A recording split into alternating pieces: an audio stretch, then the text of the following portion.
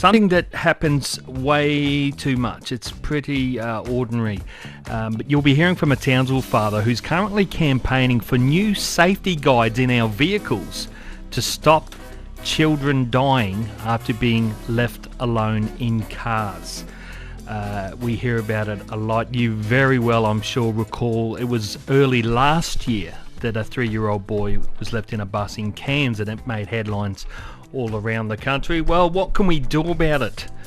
One Townsville father's taking on that challenge now. To the Townsville father campaigning for new safety guides to stop children dying after being left alone in vehicles. The death of the 3-year-old boy left in a bus in Cairns made headlines around the country last year.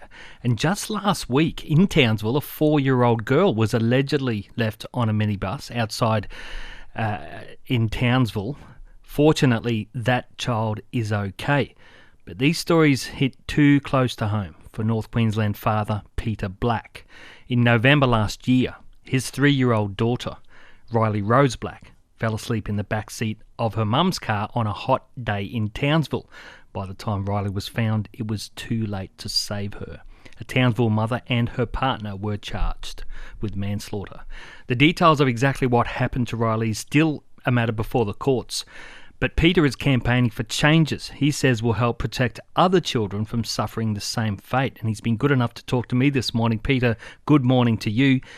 Tell us about Rylee. What was her personality like? Yeah, mate, she was an absolute little firecracker.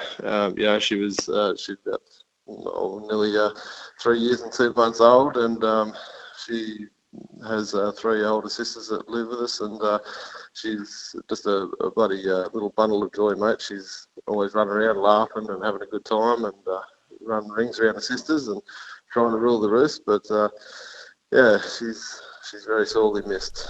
Yeah, I imagine.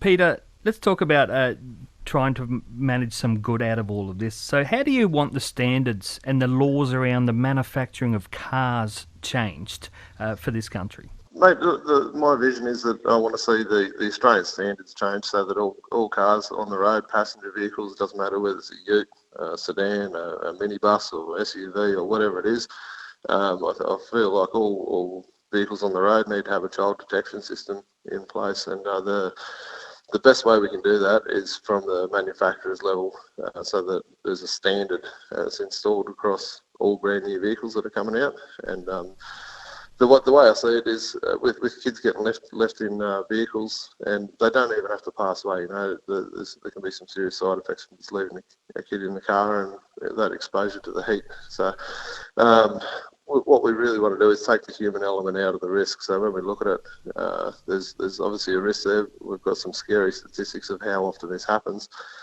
And the reoccurring factor always comes down to the human element. So if we can put in an engineering control in place to prevent it from happening, well, that's the most effective way. And have you envisioned some type of child protection system? Are we talking about an alarm system, or how might it look? Well, there's already cars on the market that have reminders to check your back seat, which is great, but there's still room for complacency in that. So what I want to see is a system where if the car's turned off and it detects either motion or carbon dioxide, or even just a pressure switch on the seat to feel that there's someone on the seat, and say that the car might lose ignition power for 1 minute, and I want actual external alarm sounded. So it might already be the existing car alarm. It might alert, and it might alert in the sequence of like SOS through Morse code or something like that, or whether it just blows the horn a few times just to attract attention not only to the parent but any passers-by. So if it's a shopping centre and the parent's already gone inside the shops, I want people to take notice. How often are you at a shopping centre or something like that, and you hear a car alarm go off and everyone sort of glances over, but they don't actually go and have a look in the vehicle. That's what worries me, but I think that if we can get this technology out there and then get people into the habit, if they hear that alarm going off, they know, oh, wow, there could be a kid in that car. Let's go and check that out. Let's go and see what's going on over there. So, good idea. That's where I see it going, sort of a unique alarm. I guess not unlike, when you put your bags on your passenger seat and you're driving, and it feels the weight and tells you that apparently a person hasn't got their seatbelt on. So it's that type of thing, isn't it? That it kind of already exists. We just perhaps need to use it differently. Absolutely, mate. The technology is there. We need to stand up and we need to stand together and say enough is enough. We've had 10 kids killed in the last 5 years in Australia, across Australia, just 5 alone in Queensland in the last 5 years. We need to stand together and say this is not good enough. We want change and we want you to do it for us. Like we need it as a standard. We don't want people going out and, there are products on the market where people can go out and buy a child detection system and install that in their vehicle. And that's great. If people have been proactive, that's great. But there's still too much room for human error, or the people who aren't going to go through that child detection system, because everyone thinks it's not going to happen to me. Mate, I never thought it was going to happen to me either. And while I wasn't involved in Rylee's death, it still happened to me. You're not the only person who looks after your child. So we need to take the human element out of it. That's where we need the manufacturer to come in, and it's a much more cost-effective option when they do it at their level in the factory. They buy these detection systems, in thousands and thousands of units. They get good prices. It's easy to install the wiring into a brand new car while it's being manufactured. And they're all built to a quality standard. You don't have 1,000 different auto sparkies installing these systems. So it just make it much more effective, I feel. Peter, are there other ways that drivers could be a little bit better about trying to avoid these sort of disasters?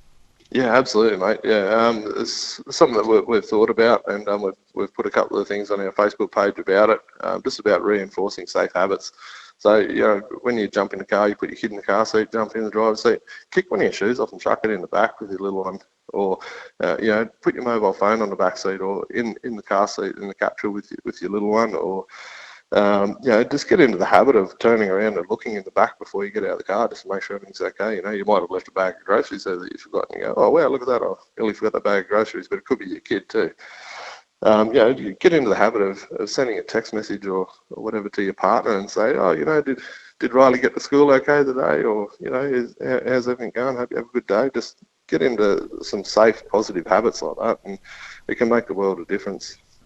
And those numbers, they're chilling, aren't they? 10 deaths, you say, 5 in Queensland. As awful as this tragedy is, it does seem to keep happening. Are you surprised that something like what you're talking about hasn't been introduced by now?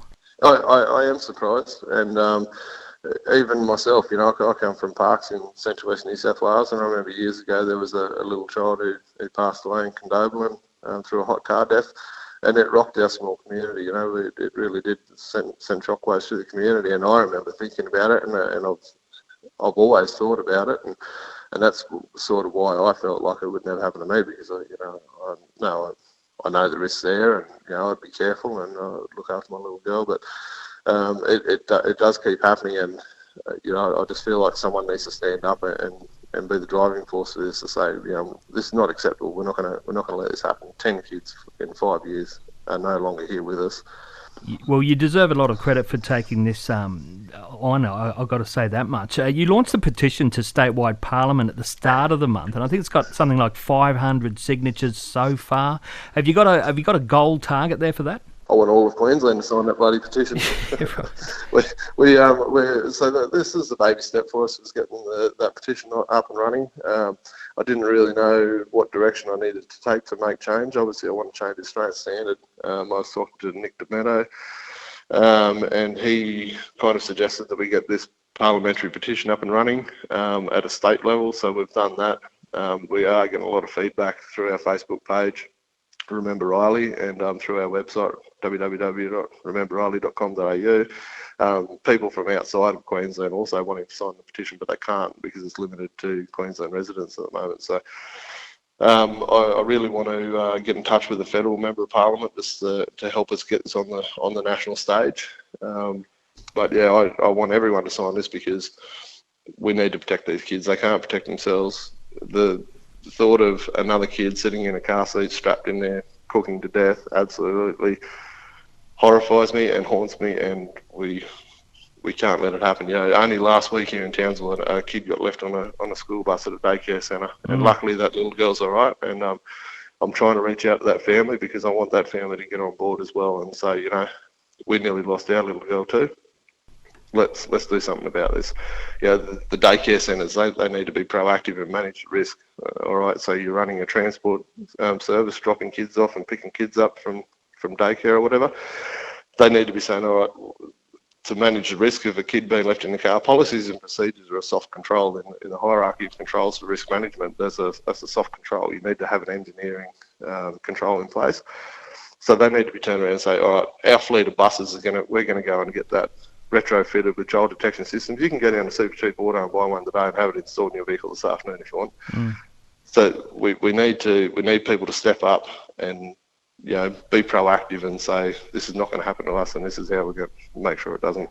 All right. Well, as I said, Peter, you should be commended for taking this on in what is a really awful time for you. So well done so far for what you've achieved, and I wish you all the best in the future. And let's just point people to that website one more time, shall we, so people can get involved. Remember Rylee, so remember spelt like remember, then Rylee, RYLEE.com.au. It's a good way to get in touch with you as well. Peter, all the best. I appreciate your time this morning. Yeah, thank you very much, mate. My pleasure. Peter Black there.